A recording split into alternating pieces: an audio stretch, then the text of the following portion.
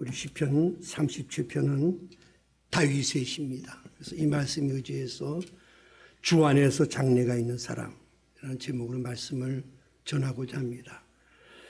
37편 시편 1절부터 7절 말씀을 제가 읽어드리겠습니다. 악을 행하는 자들 때문에 불평하지 말며 불의를 행하는 자들을 시기하지 말지어다. 그들은 풀과 같이 속히 배임을 당할 것이며 푸른 채소같이 쇠잔할 것이미로다. 여호와를 의뢰하고 선을 행하라. 땅에 머무는 동안 그의 성실을 보글거리로 삼을지어다. 또 여호와를 기뻐하라. 그가 네 마음의 소원을 네게 이루어 주시리로다. 네 길을 여호와께 맡기라. 그를 의지하면 그가 이루시고 내 의를 빛같이 나타내시며 내 공의를 정오의 빛같이 하시리로다. 여호와 앞에 잠잠하고 참고 기다리라. 자기 길이 형통하며 악을 꾀를 이루는 자 때문에 불평하지 말지어다. 모세가 이제 그렇게 그리워하던 저 가나안 땅을 바라보면서 마지막 그 이스라엘 자손들에게 한 설교가 있습니다. 그 내용이 신명기에 나오는데 그 신명기 32장 7절 그 끝부분에 이런 말씀을 하십니다. 옛날을 기억하고 역대 연대를 생각하라. 네 아버지에게 물으라. 내 어른들에게 물으라. 그들이 네게 말하리라.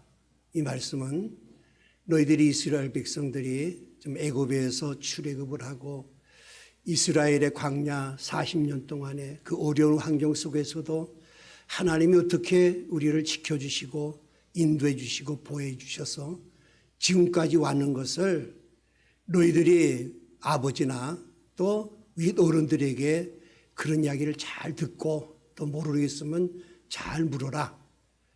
그러면서 이것을 신앙으로 해서 앞으로 가나안 땅에 가서 꿋꿋이 승리해라. 이런 말씀이죠. 우리 어머님이 우리 이용래 권사님이 이제 금년에 이제 100세를 맞았습니다. 만 100세니까 우리나라 나이로는 101세죠. 그래서 예전에 가니까 그 대통령이 그 지팡이 좋은 거를 선물로 하셨더라고요. 또 이제 정부에서는 은수저 한 벌을 이렇게 선물로 주셔서 참 반갑게 받았습니다. 그래서 저는 그런 생각을 했습니다. 우리 어머님이 그렇게 오래 사실 이유가 뭔가. 하나님의 은혜로 몸은 다 성해요. 이제 무릎 때문에 걷지를 못해서 그렇지 정신은 우리보다 더 좋아요.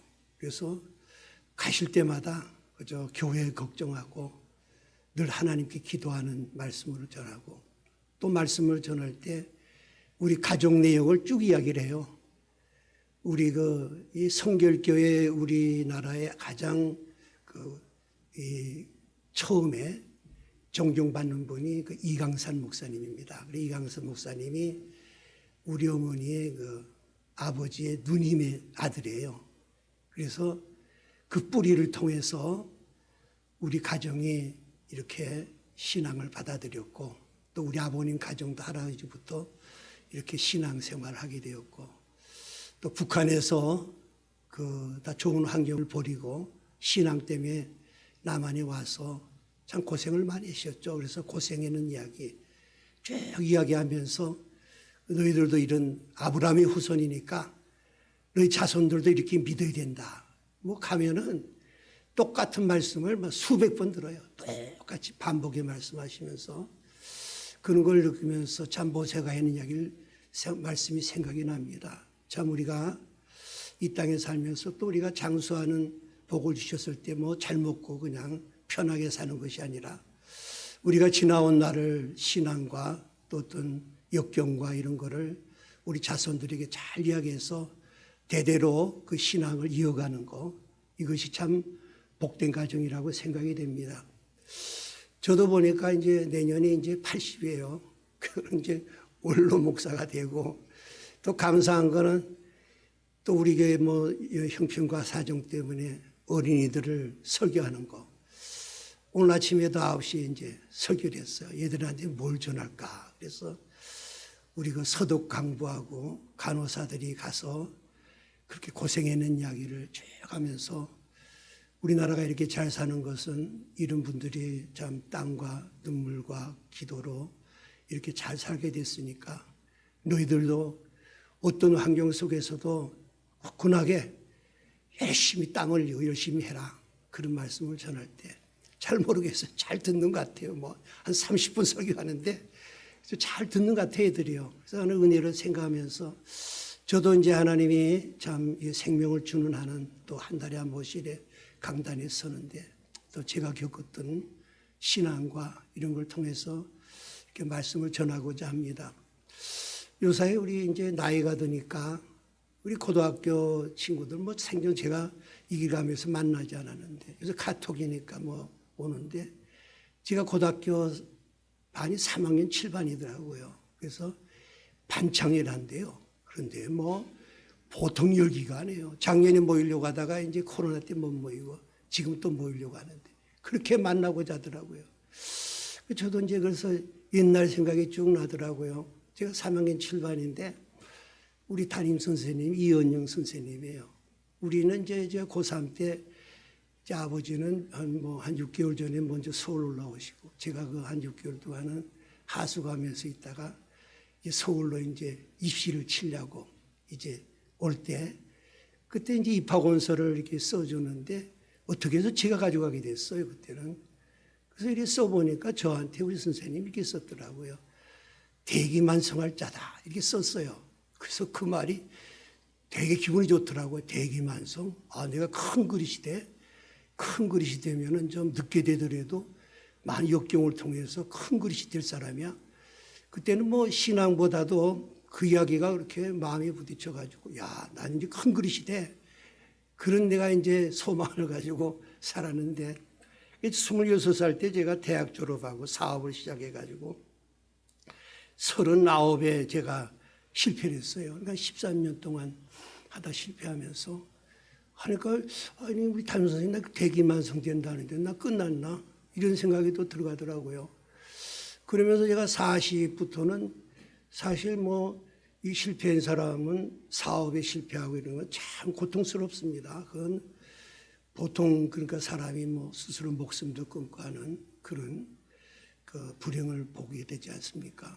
근데 저는 그래도 하나님이 그때부터 이제 고독하고 외로우니까 뭐 할 일이 없으니까 기도원에 다니게 되고 뭐 또 교회 열심히 이제 기도하게 되고 이런 훈련을 거의 10년을 했어요. 10년 동안 하면서 참 하나님이 우리 담임선생님이 대기만성한다는 나 끝났구나 뭐 그런 생각도 하면서 그렇게 하다가 제가 이제 50에 대해서 안수받으면서 이제 우리 한생명교회를 설립하는데 제가 이제 그걸 담당하게 되었죠. 그래서 지난 날을 이제 쭉 생각해 보면, 야, 그 실패는 나한테 큰 내 유익을 줬구나. 그렇지 않으면 내가 하나님이 그 전에는 장래가 있는 사람이었어요.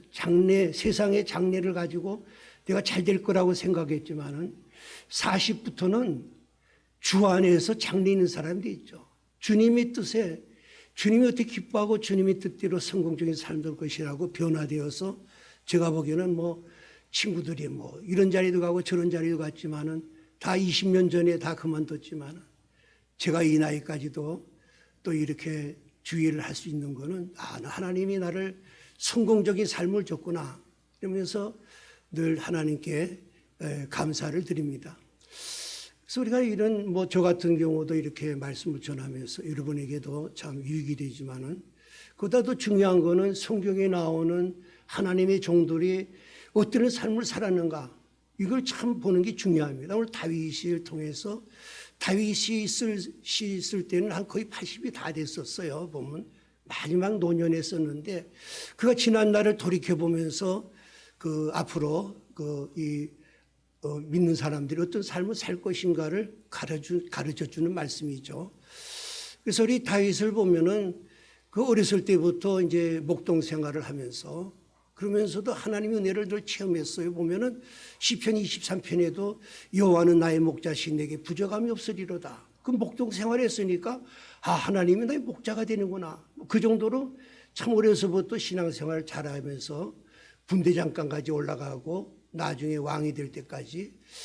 근데 다윗도 보면은 거의 20년 동안을 도망자 생활하면서 고난을 겪다가 나중에 40이 되어서 이 왕이 됩니다. 왕이 돼가지고 40년 동안을 잘 선정을 하다가 80세에 하나님 나라 부름을 받죠.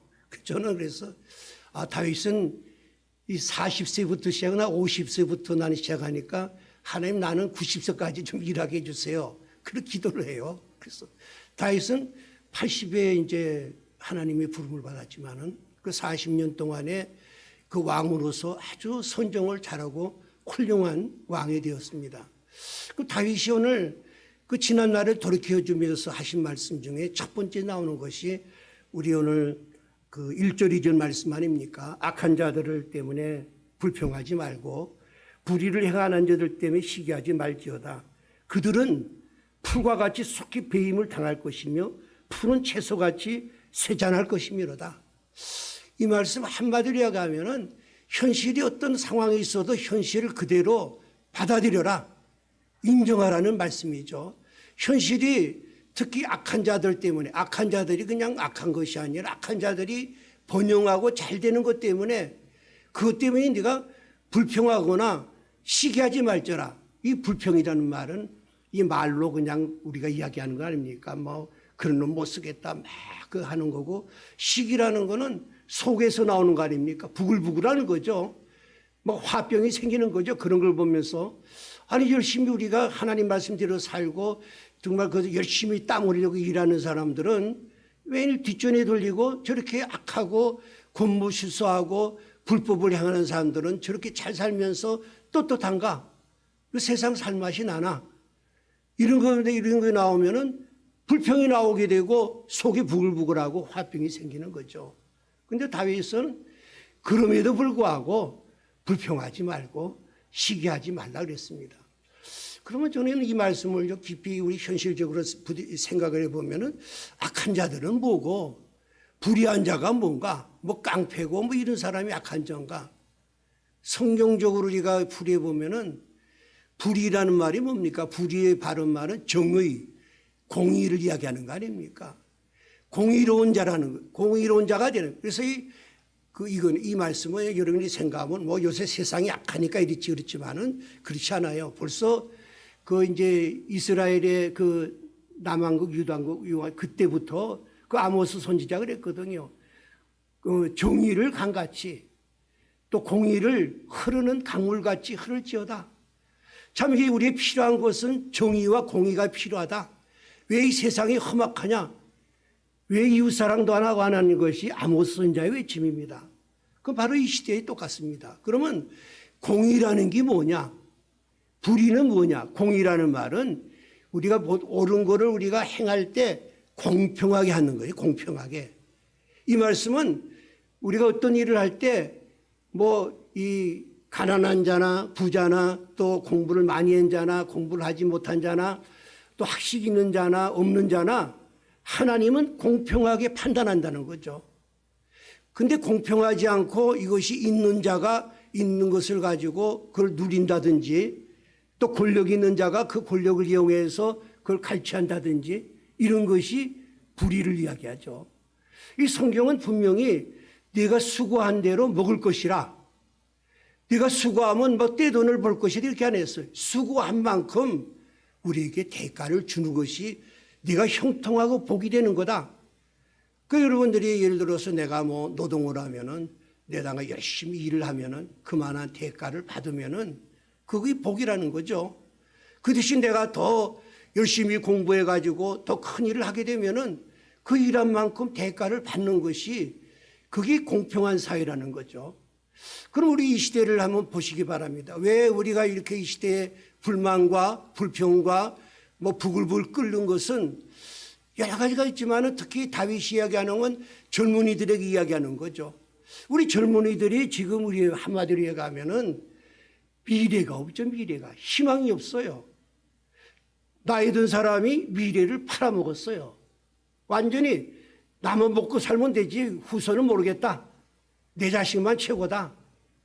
이것이 이제 공평하지 못한 것이죠. 우리나라에 가장 지금 우리가 애쓰고 노력하는 게 뭡니까? 자녀를 하나 둘 낳더라도 어떻게든지 열심히 공부해서 좋은 대학에 보내야 되겠다. 그게 모든 사람들의 꿈입니다. 근데 그렇습니까? 뭐 내 이야기는 안 하지만은 특권층에서 이상한 제도를 만들어가지고 추천서 같은 걸 만들어서 그걸 가짜로 써가지고 글러가지고 그런 사람은 합격이 되고 열심히 공부한 사람은 떨어지니까 공부할 맛이 나겠습니까? 특히 두 번째는 주택 문제 아닙니까? 왜 지금 결혼 안 하고 큰 문제죠 지금. 자식을 낳지 않습니까? 집이 없으니까 못하죠. 우리 대장동 사건을 통해서 분당이 일어난 사건 아닙니까?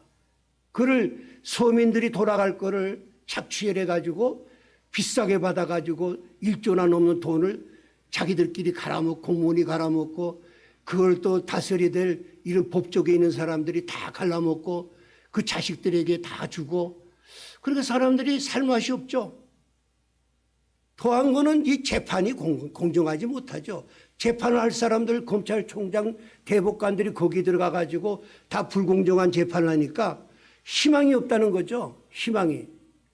더구나 우리 희망이 없는 것은 상식이 통하는 사회가 돼야 된다.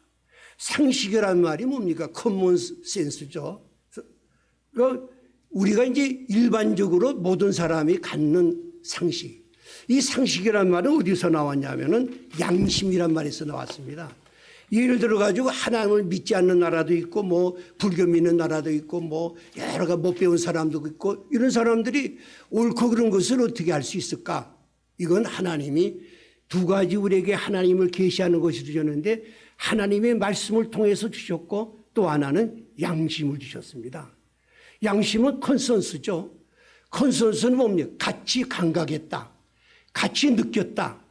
지금 저 사람들이 저렇게 도둑질하고 저런 걸 보면은 무식한 사람이고 누군지 볼 때 아, 저 사람이 잘못된 거야. 그건 우리 양심이란 말은 거기서 일반적인 상식이니까 상식만 있으면 돼요. 상식만 통해도 이렇게 나라가 안 됩니다. 상식이 무너졌다는 말은 양심이 마비가 됐다. 특히 그렇게 범죄하는 사람들이 지식층이고 머리도 좋고 그중에는 크리스찬도 많아요. 근데 그중에 한 사람이라도 아 내가 잘못했습니다. 뭐 대통령이 똑같아요. 그런 사람 봤습니까? 어떻게든지 법을 이용해 가지고 거기서 피해 나가려고 하고 화인 맞은 양심이 됐다. 그러면 당사자도 좋은데 우리나라의 큰일은 그런 거 보면 상식적으로 보고 양심이 하나님 주셨고 또 크리스찬에는 말씀을 통해서 잘못된 걸 알면서도 무조건 자기한테 유익하고 자기 편이면은 그 사람들을 쫓아요. 부정부패하고 어쨌든 간에 아, 그 사람이 옳다고 하니까 그렇지 못한 사람들은 또 억울하니까 이렇게 서로가 갈려져 가지고 위종자들은 그 편을 갈라가지고 그 자기 편하는 사람 표로 얻으려고 하고 하니까 이 나라가 완전히 무질서가 판을 치게 됐죠. 정말 안타까운 일입니다. 근데 우리 이런 상황 속에서도 다윗은 불평하지 말라. 시기하지 말라. 이렇게 말씀합니다. 이거 다윗은 정치가입니다. 원래 정치가죠, 다윗이. 우리 정치 이야기 하지 말라고 그러지만은 전부 정치 이야기입니다. 구약에 보면은. 다윗이요, 20년 동안을 도망자로 쫓겨다닙니다. 누굽니까? 사울왕이 장인 아닙니까? 그 정적으로 생각하고 계속해서 죽을 고비를 가리면서 다윗이 오죽하면은 왕이시여, 이 벼룩을 잡으러 다닙니까? 나 같은 벼룩을 왜 잡으러 다닙니까? 하면서 다윗 생각하면 얼마나 참 불행한 일입니까? 그러나 다윗은 하나님한테 원망하지 않았어요. 근데 다윗이 왜 이렇게 이런 썼을까를 깊이 생각하면요. 다윗이요, 이 도망 다니면서 나중에 기름 부은 왕이 될 때까지 기름을 3번 붓습니다. 첫 번째는 이 가정에서 한 17살 때 사무엘 선지자가 와가지고 기름을 부어요. 이제 사울왕이 죽고 나서는 자기 지파인 다윗 지파만 모인 데서 기름을 부어요. 마지막에는 12지파가 다 모인 데서 기름을 부어가지고 3번 부음을 받습니다. 왕으로. 그건 무엇을 의미합니까? 만약에 바로 기름을 부었다면은 사울왕의 세력이 크죠. 베냐민 지파 막강한 세력이 아마 피나는 이 전쟁이 있었을 거예요. 그러나 정권 이양이 잘 됐어요. 두 번째, 다윗이 왜 이렇게 이야기를 했을까? 다윗은 두 번째 이야기하는 거는 다윗이 도망 다닐 때 누가 다 도망가고 다 없어졌어요. 거기서 가난한 자, 고통받는 자, 괴로움을 당하는 자, 특히 원통함을 입은 자들이 다윗을 쫓아다녔죠. 다윗이 자기도 먹기 힘든데 처음에는 조금 따라다녀 400명, 600명까지를 따라다니면서 그들을 먹이고 살리면서 그들과 대화하고 생활하면서 이들이 아픔이 이거구나, 억울한 사람이 이런 억울을 당했구나 하고 그런 걸 깊이 체험했기 때문에 나중에 다윗이 왕이 되어서 선정을 베풀었어요. 마음이 높습니다. 다윗은. 우리가 목회 현장에도 마찬가지입니다. 여러분, 교회는 아주 평화로운 데야, 교회는 말씀이 없어서 그러면 안 됩니다. 교회는요, 우리 어머니 때부터 보면 계속해서 분쟁이 일어나고 교회 안에 싸우고 그래요. 근데 그것이 결국은 나쁜 것만은 아니에요. 우리 쓴뿌리라는 것도 있고, 가라지라고도 이야기하죠. 또 염소라는 이야기도 해요. 교회가 하나님이 그런 자를 둔다는 거죠.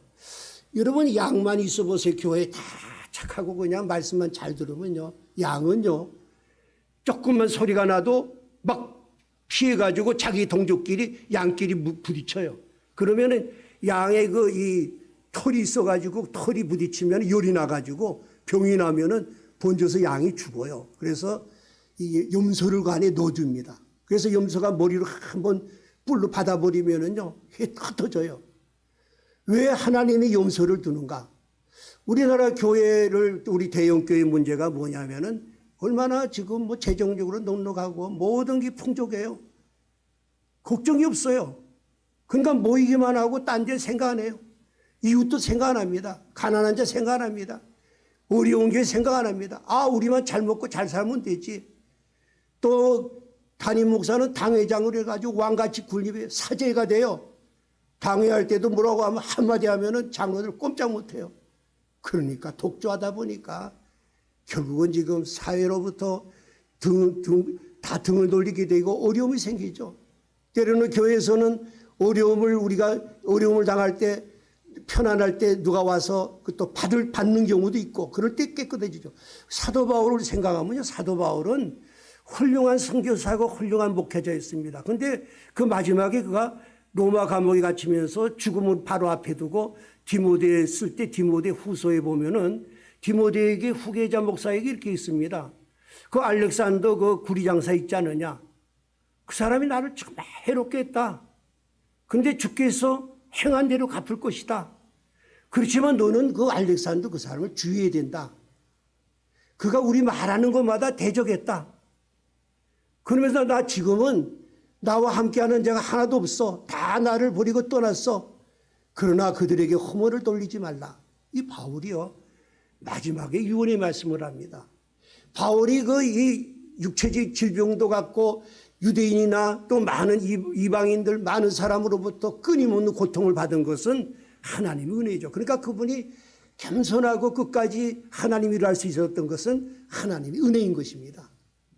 우리 이런 것을 생각하면은 모든 것이 합력하여 선을 이루니까 여러분이 환경에 어떤 어려움이 불평이 있다고 해도 염려하지 말라.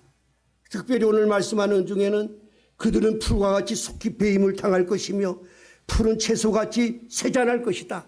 풀, 채소 보세요. 비만 오면은 팍팍 자라지만은 조금 있으면 풀은 배임을 당하고 또 상추 같은 건 뜯어먹게 되죠. 나무는 서서히 자라죠. 속성가루 가지 말라는 거죠. 하나님 일은 점점. 그래서 우리 사무엘하 3장 1절에 보면은 다윗의 집은 점점 강해지고 사울의 집은 점점 약해졌다. 다윗은 점점 고통을 당하면서 나중에 왕이 되고 그렇게 하나님이 기뻐하는 일을 했지만은 사울은 바로요, 블레셋과의 전쟁에서 최초로 보면은 이 사울왕은 할복자살합니다. 배를 자기가 칼을 갖다 대고 잡고 요나단 그 밑에 아들 다 그 전사합니다. 오래 안 간다는 거죠. 우리 정치사도 봐도 그렇습니다. 대통령들 그렇게 권세 있게 많이 했지만은 얼마 못 가죠. 불의를 행한 자는 하나님이 공의 심판하는 거 볼 수 있습니다. 지금은 저는 그런 걱정을 해요. 윤끌이란 말이 있대요. 막 젊은이들이 그냥 땅 집값 오르니까 은행 빚을 막 내가지고 막 아파트를 사고 증권을 투자하고 하지만은 불이하게 속성가라 하는 것들은 언젠가는 무너진다는 거죠. 우리가 이럴 때일수록 잘 인내하고 참으면 됩니다. 오늘 두 번째 주시는 메시지는 그러면 우리가 이렇게 불평하고 정말 이게 마음의 화를 안 내고 살려면은 좀 적극적으로 할 일이 있다. 오늘 두 가지를 주시는데 3절 4절 말씀입니다. 여호와를 의뢰하고 선을 행하라. 땅에 머무는 동안 그의 송시를 먹을 거리로 삼을지어다. 이 말씀이 뭐냐?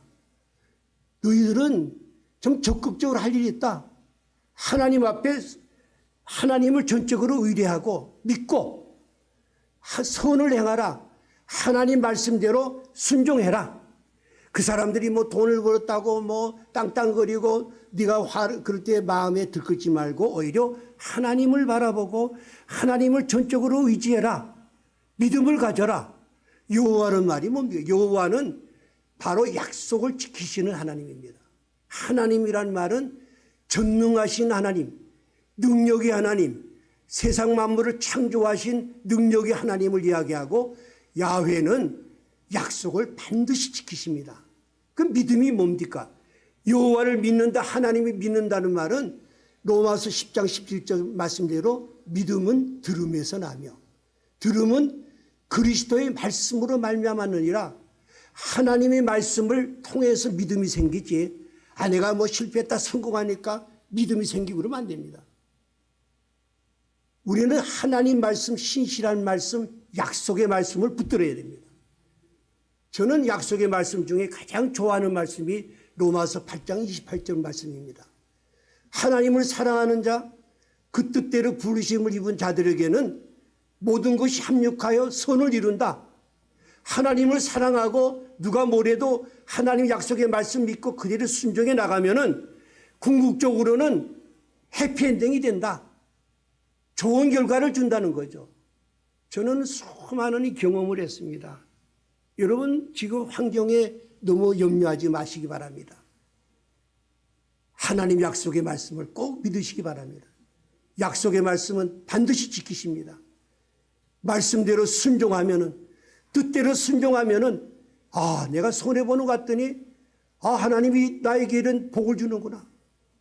이런 역전의 현상이 일어난다는 거죠. 야구할 때 9회 말에 바로 역전의 홈런을 치는 것과 마찬가지죠. 두 번째는 어떤 말씀을 잡아야 됩니까? 심은 대로 걷습니다. 여러분 지금 일어나는 정치나 이 모든 것들은 우리가 잘못 심어서 그래요. 자유당 시절 때 그때 부정선거했죠. 그때 이승만 대통령은 자동적으로 대통령이 됐습니다. 이기붕 부통령을 시키려고 밑에 사람들이 부정선거했죠. 그때 사실 선거를 그렇게 만드는 사람도 잘못이지만은 이 국민들이 우매해요. 그때는 고무신 한 짝 주니까 전부 찍었어요. 그 나중에 최인규 장관 그 장로죠.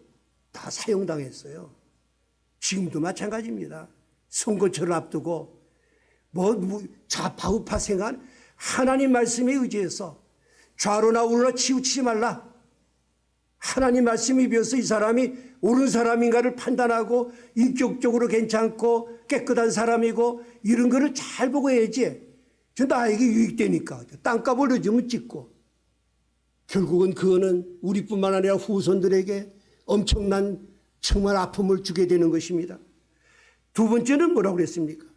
여호와를 기뻐하라.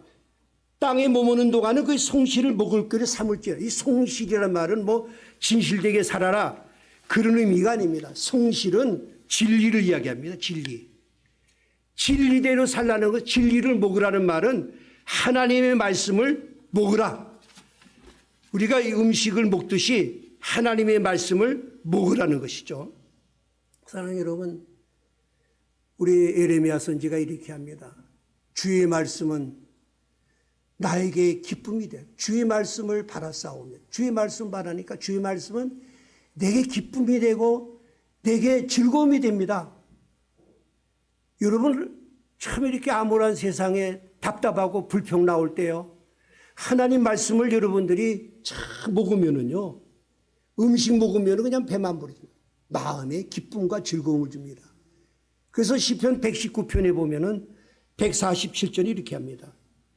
내가 날이 밝기 전에 부르짖으며 하나님께 부르짖고, 두 번째는 주의 말씀을 바라싸우며 주의 말씀을 조용히 읊조리려고 내가 새벽녘에 눈을 떴나이다. 답답하고 그럴 때 하나님께 이 조용히 읊조리라는 말은 옛날에는 묵상한다는 말이었어요. 묵상이라는 말은 내가 이게 이야기와 기도 소리가 내 귀에 들릴 정도로 해라. 여러분이 성경 읽을 때 눈으로만 있는 것이 아니라 내가 이 소리를 내서 내 귀에 들릴 정도로 조용히 읊조려라. 내가 새벽녘에 눈을 떴나이다. 뭐 나이가 들 잠이 없어요, 요새는. 이런 걱정 저런 걱정 하다 보면 1시도 깨고 2시도 깨요. 그러면 일어나가지고 하나님 말씀 읽으라는 뜻이구나. 하나님 말씀 읽으면은요, 금방 마음이 편안하고 안정이 되고 기쁨이 되고 즐거움이 됩니다. 신앙은 내가 실체적으로 해야 됩니다, 여러분이. 이대로 하시기 바랍니다. 두 번째는 무슨 말씀을 줍니까? 또 여호와를 기뻐하라. 그가 네 마음의 소원을 내게 이루어 주시리라. 마음의 소원을 이루어준다는 말은 기도하라는 거죠, 하나님께. 무릎 꿇고 기도해야지 너희가 이길 수 있다. 이 어려움을 기도하라는 거죠. 근데 기도할 때 어떤 조건으로 해야 되느냐? 또 여호와를 기뻐하라. 하나님을 기뻐하라. 하나님이 나와 함께 하시는 것을 기뻐하라. 여호와, 약속을 지키시는 분이 나의 하나님이심을 기뻐하라. 하나님을 기뻐하시는 여러분 되시기 바랍니다. 그런데 성경의 선지자 중에 가장 불평불만을 많이 한 사람이 하박국입니다. 막 성리에 올라가서 하나님 이룰 수 있습니까? 어떻게 뭐 이 하나님 말씀 순종하는 사람 뒷전에 가고 저 악한 사람들은 잘 삽니까 하고 막 따지고 막 그렇게 기도하잖아요. 그러나 그가 하나님 말씀을 들었을 때 잠잠했죠. 그때부터 그는 잠잠하면서 오늘 하박국의 마지막에 고백이 뭡니까? 비록 무화과 나무가 무성하지 못하고 또 포도나무가 열매가 없고 또 밭에 먹을 것이 없고 또 우리의 양이 없고 소양간에 외가 소가 없을지라도 나는 여호와로 말미암아 기뻐하고 구원의 하나님으로 말미암아 즐거워하고 기뻐하리다. 내가 모든 조건이 다 쫄딱 망하고 완전히 이를 환경이 있을지라도 하나님이 나와 함께 하시고 하나님 나의 아버지이심을 나는 그것만 보면 기쁨이 있고 즐거워합니다. 오늘 여러분이 이 정도의 신앙까지 가시기를 바랍니다. 코로나 때문에 어렵고 하지만 그거 바라보지 마시고 하늘을 바라보시기 바랍니다. 이 말씀 뭡니까? 하나님이 주신 것 때문에 기뻐하지 말라. 하나님이 주신 것이 뭡니까? 물질이나 권력이나 자녀나 이 모든 걸 보고 이거 주니까 하나님 감사하고 감사한 것하고 이거 없어지면 또 금방 원망불평하고 그러지 말라. 주신 하나님은 변함이 없다. 때로 너희를 훈련시키려고 빼앗을 때도 있고 하지만은 하나님 네가 잘 되기를 원하는 것이지 그렇지 않은 것이다. 저는 늘 그런 비유를 들어요. 우리 뭐 유학을 많이 보내지 않습니까? 유학생들 보내면은 그 사람들은 그저 한 달에 한 번씩 부모가 붙여주는 유학비 기다릴 거예요. 그러면 유학비 도착하면 좋다고 돈 받아가지고 날뛰면서 가서 뭐 먹고 마시고 그러지 말라는 거죠. 부모님이 이 돈을 보내주기 위해서 얼마나 힘드셨을까? 하나님 우리 부모님께 감사드립니다. 그런 마음을 가지라는 거죠. 여러분이 주신 거에 대해서 하나님께 감사했습니까? 저는 늘 이 말을 들을 때 그럽니다. 기뻐하라. 기쁨이라는 것은 하나님으로부터 오는 것입니다. 행복이라는 말은 뭡니까? 행운이라는 말 하죠. 그래서 우리 그리스도인들은 행복이라는 말을 안 쓰는 게 좋습니다. 행복이라는 말은 라틴어로 기회란 말이에요. 기회. 기회가 좋으면은 결혼해가지고 잘해주면은 남편이 최고지만은 떨려나가니까 직장 들어가니까 그때부터는 등 돌리는 거. 그건 사랑이 아니죠. 그러나 우리가 비행기를 타고 저 구름 위에 올라가면은 항상 찬란한 태양이 비추듯이 이 땅에는 때로는 구름이 끼고 목구름이 끼고 비가 오고 폭풍같이 시듭니다. 햇빛이 날 때도 있습니다. 이 땅에 바라보면 우리가 변화되지만은 행복을 찾지만은 더 높이 올라가면은 항상 변함이 없으신 의의 태양이신 예수 그리스도를 바라보고 기뻐하라. 그러면서 너희가 소원을 빌면 내가 들어주겠다. 근데 저는 하나님이 응답 중에 보면은 무엇을 하나님이 응답해 주는가? 저는 빌립보서에 보면은 4장 6절 7절에 이런 말씀을 합니다. 바울이 아무것도 염려하지 말라. 다만 기도와 간구로 너의 구할 것을 감사함으로 하나님께 아뢰라. 우리가 다 그건 하지 않습니까? 그리하면 하나님 우리에게 복을 주는데 하나님의 평강이 그리스도 안에서 우리 마음과 생각을 지켜주신다. 여러분이 기도하고 나면은 어떤 사람은 뭐 주셨다 감사하다 이거보다 정말 감사한 거는 기도하고 나면 마음의 평강이 옵니다. 기쁨이 옵니다. 불평원망을 우리가 버릴 수가 있습니다. 오늘 세 번째 중요한 거는 그럼 우리의 미래의 삶을 어떻게 가져야 될 것인가? 네 짐을 여호와께 맡기라. 그리하면은 이루어 주신다고 그랬습니다. 의를 맡겨라 그랬습니다. 사랑하는 여러분, 우리가 앞으로 장래일이 걱정이 됩니다. 어떻게 될지 모릅니다.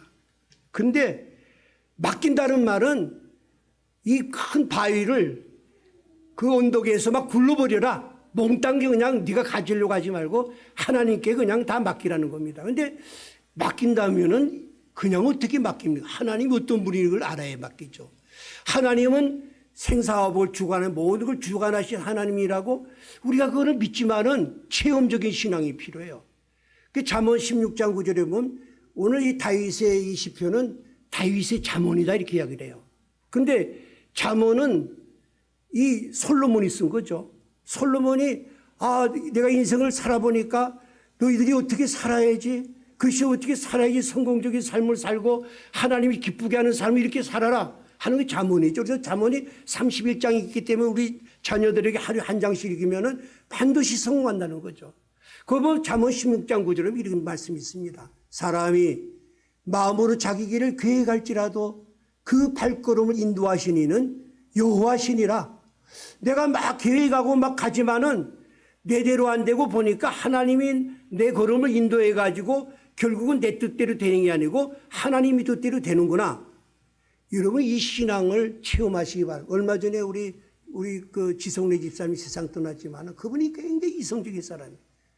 그 사업하다 실패하니까 천마산에 가서 그러더라고. 근데 전도사 잠언 16장 9절 말씀이 말이야. 그건 맞아요 그러더라고. 여러분 아직 내가 내 뜻대로 된다고 생각하는 분은 여러분이 실패를 통해서 내 뜻대로 안 되는구나. 제가 그 그런 간증하죠. 제가 그 실패하고 나서 이렇게 뭐 제대로 이제 사업을 못하고 하다 보니까 참 어려움을 당해가지고 나중에 이제 전세 살다가 갈 데가 없어가지고 이 분당이 싼 곳이다 그래가지고 여기 와서 48평짜리 왔지만은 나는 그냥 그렇게 왔지만은 하나님은 나를 사랑하사 나에게 기쁜 뜻이 있고 너는 이를 통해서 한 생명교회를 세워야 된다. 하나님은 그 뜻을 가지고 나를 실패하게 만들고 인도했다는 것을 나중에 깨달을 때 사람이 내가 마음으로 자기 기회가 또 하나님 인도하시는구나. 이제는 여호와께 모든 걸 의지하고 맡겨야 되겠구나. 이런 신앙이 생기기 때문에 그 다음부터 내 삶의 전체를 하나님께 맡기는 신앙. 맡긴다면 그냥 맡기고 가만히 있는 게 아닙니다. 맡긴다는 것이 그리스도의 경영 철학인데 분명하게 우리가 하나님의 뜻을 먼저 정해야 돼요. 하나님이 이 사업을 하는데 하나님이 정말 기뻐하시는 건가? 그 뜻을 정해서 사업체도 정하고 직장도 정한 다음에 계획을 정확하게 세워야 돼요. 제가 경영학하지 않았습니까? 경영학에 전술과 전략이 나옵니다. 전술은 단기적인 계획을 이야기하고 전략은 5년 정도 지난 계획을 세웁니다. 우리나라 처음에 경제성장할 때요, 박 대통령은 단기 계획을 장기 계획, 5개년 경제 계획을 세웠어요. 그 다음에 그 군사기구를 해가지고 또 이 전략을 세워가지고 막 노력할 때 그걸 달성하고 그랬어요. 우리 교회도 마찬가지입니다. 제 시대가 이제 끝나고 선교사님들 연세가 듣고 새로운 시대가 되기 때문에 막연하게 그냥 누가 선교하지, 선교헌금 들어오면 그러면 안 됩니다. 구체적으로 앞으로 5년 후에 어떤 지역을 선교할 것인가, 이걸 보면서 여러분이 모여서 기도하고 의논하고 이 목표를 정하고 하나님이 기뻐하시는가, 이걸 보고 단기적인 계획 1년 정도의 우리 계획은 선교 어떻게 세울 것인가 하고 분명히 하고 실천할 때 열매를 맺는 것이죠. 우리 D.L. 무디는 평신도입니다. 안수도 안 받았죠. 아주 공부도 못해. 초등학교 한 5학년 실력이 되나. 그러니까 직업이 그냥 구두 깁고 또 가서 구두 파는 거, 그런 직업을 가졌죠. 그런데 그날 어느 날 구두방에 킴볼이라는 주일학교 선생님이 찾아가서 복음을 전합니다. 예수를 영접한 경험이 있습니까? 하니까 아니요, 나는 기독교에 관심은 많지만은 그런데 전혀 관심이 없어요. 그래도 킴볼 이 교사는 계속해서 무디에게 복음을 전합니다. 어느 날 갑자기 그는 구두방 그 방에서 예수님을 영접하고 나서 그의 삶이 바뀝니다. 여러분, 제가 39세에서 40대에 바뀌듯이 여러분도 일생에 BC와 AD에 그런 계기가 있어야 됩니다. 그때 이제는 내 뜻대로 사는 게 아니라 이 말씀에 이 무디가 은혜를 받아 결단한 것입니다. 바로 5절 말씀, 네 길을 여호와께 맡기면은 그를 의지하면은 하나님이 다 이루어준다. 그러니까 무디는 그때까지 4살 때 아버지가 생떠났으니까 돈 유산이 하나도 없으니까 내 만달만 벌리면은 난 사업을 할 거야. 계속 그걸 목표로 삼았지만은 오늘 시편 30편 5절 말씀, 내 길을 여호와께 맡기라 그를 의지하면 이루시라. 이제부터는 이제 저축하는 게 아니라 하나님께 주축을 해야지. 내 삶을 하나님께 맡기면은 하나님이 나 같은 사람을 이루어주신다고 그랬어. 그 다음부터 그는 저축하는 것을 저축하지만은 토요일만 되면은 돈을 찾아가지고 길거리 나갔죠. 과자를 사가지고 어린아이들에게 전도하고 교회 나오면서 전도를 시작하게 되었던 것입니다. 그 결과가 어떻습니까?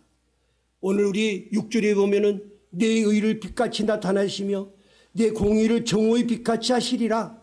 하나님께 모든 걸 맡기고 투자하고 그렇게 네가 순종해 가는 사람한테는 하나님이 어떤 복을 주냐 하면은 의와 공의 이렇게 행할 때 정오의 빛같이 하시리라. 이 정오의 대낮에 12시쯤에 빛은요, 가장 환하고 멀리 비춰주는 복을 준다. 어떻게 됐습니까? 바로 이 D.L. 무디는 6년 후에 그 주일학교가 얼마나 부흥했냐면요, 놀라운 일을 행합니다. 80학급, 1,500명 아이, 100명이 넘는 교사, 그 주일학교를 세우게 되고 그 주일학교 전도사가 됩니다. 그는 복음을 전할 때 정말 우리 무디는 얼마나 그러냐면 역사 이래에 그가 설교하고 서신을 통해서 1억 명이 복음 전도를 했다고 하죠. 1억 명이 그리스도인이다. 또 수백만 명을 그리스도인이라고, 결신자만 50만 명이 나왔습니다. 미치광이 무디라고 들었습니다. 하나님이 무식하고 가난하고 없었지만은 전적으로 투자할 때 무디를 바로 사도 바울 다음에 성 어거스틴 다음에 칼빈 다음에 D.L. 무디라고 썼는데 무디가 단지 하나님 의지했을 때 그를 높이 쓰셨던 것입니다. 마지막으로 우리가 할 일이 있습니다. 이렇게 우리가 하더라도 여호와 앞에 잠잠하고 참고 기다리라. 잠잠하고 참고 기다리는 게 있습니다. 우리가 생각하면 탁탁탁 다 잘 되면 좋은데 그렇지 못하기 때문에 잠잠하라. 조용하라. 시끄럽게 하지 말라. 불평하고 막 원통하고 이렇게 하지 말라. 조용하라고 그랬습니다. 이사야 선지자 이렇게 합니다. 너희가 돌이켜 조용히 하여야 구원을 얻을 것이늘 잠잠하고 신뢰하여야 힘을 얻는다. 여러분 조용하고 하면요 힘이 납니다. 막 떠들고요 막 그 불평하고 나면요 힘이 없어져요. 오늘 여러분 우리가 무엇을 하든지 조용히 잠잠하고 하나님 의지할 때 힘을 얻습니다. 초조하고 두려워하고 당황하고 근심하고 염려하면은 우리를 약하게 합니다. 위기가 올 때 우리는 조용하고 안정하고 냉정히 하나님을 전적으로 의뢰하고 조용할 때 마음이 조용할 때 우리의 실이 엉클어져도 풀 수가 있죠. 어려운 문제가 있을 때 우리 잔잔한 마음을 가질 때 해결할 수가 있습니다. 잔잔한 물이 있을 때 달과 별이 명랑하게 비칩니다. 조용한 마음에 위로와 영감이 오고 성령이 임재하고 지혜와 총명을 줍니다. 여러분이 기도하고 금방 일어나면 안 됩니다. 조용하고 잠잠할 때 성령께서 말씀해 주십니다. 들려주십니다. 위로해 주시고 갈 길을 인도해 주십니다. 잔잔히 내리는 비가 곡식과 만물을 소생시키고 고요히 비치는 햇빛이 생명을 주며 자라게 합니다. 깊은 물은 조용히 흐릅니다. 얕은 물은 소리냅니다. 그러나 깊은 물, 또 청천벼락 이런 내성벼락 같은 거는 소리는 크지만은 일을 할 수 없습니다. 사랑하는 여러분, 이를 위해서 우리는 하나님 말씀을 조용히 읊조리고 기도하시고 잔잔한 그 심령 속에 하나님은 위로의 말씀을 주시고 갈 길을 인도해 주십니다. 오늘 말씀을 통해서 여러분 다시 한번 우리가 이 상황이 어렵고 어려울지라도 내 형편과 나를 바라보지 마시고 전지전능하시고 약속을 지키시는 하나님을 바라보면서 두 손을 불끈 쥐고 이제는 정확한 계획을 세우시고 말씀대로 순종해 나갈 때 하나님께서 때가 되면은 열려주시고 은혜를 주실 줄로 믿습니다. 이 놀라운 은혜와 사랑이 우리 한생명 가족 여러분들에게 함께 하시기를 예수님의 이름으로 간절히 기원을 드립니다. 하나님 아버지 감사합니다. 온통 세상이 시끄럽고 원망과 불평과 평가름과 정말 무질서한 이 시대, 우리는 이럴 때일수록 더 조용히 하나님을 바라보고 약속의 말씀을 붙들고 기도하여서 이 어려운 문제를 극복할 뿐만 아니라 이웃에게도 이 귀한 복음을 전하는 저희들 되게 하여 주옵소서. 우리 주 예수 그리스도 이름으로 기도드립니다. 아멘.